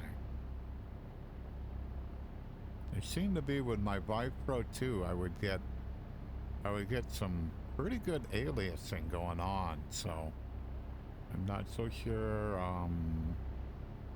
why that would be different. I am running it at a higher resolution though. My Pro 2 I was running at around 2500, and this one I'm running at 3000, so there may be something to that. Because that's just clear there, you know. I mean, there's no question what that's A3A. Huh, that's interesting.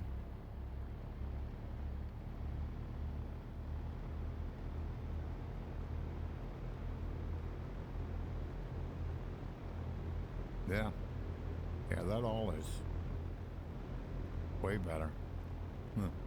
Interesting.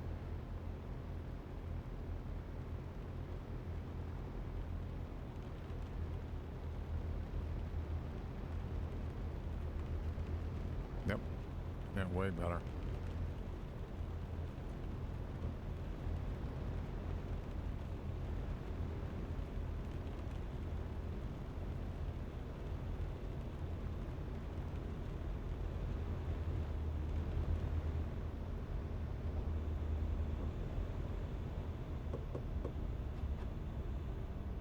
Cessna 6 Bravo Golf, cross runway 02. Cross runway 02 Cessna 6 Bravo Golf.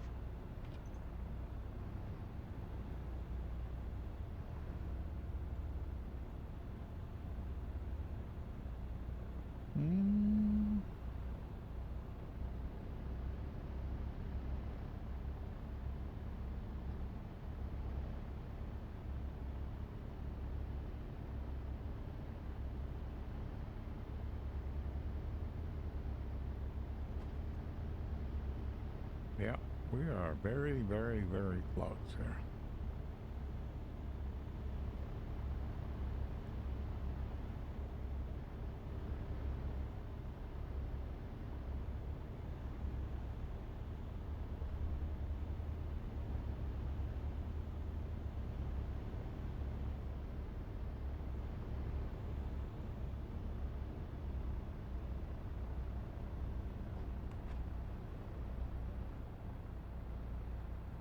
Make sure the fuel truck don't take me out.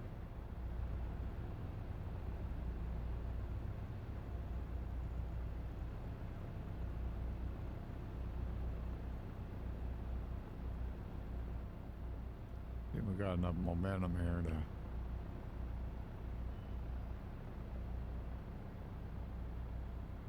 Oh, perfect. Perfect, perfect, perfect. Okay. Avionics off. Cut off.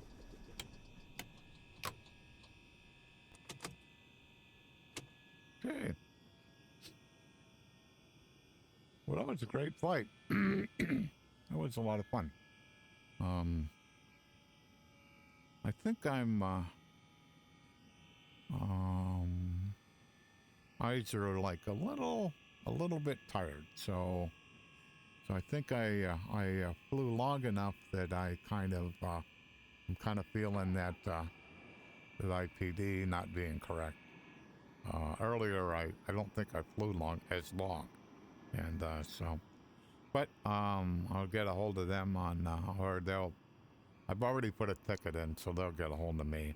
And, hopefully we'll get this resolved. So, but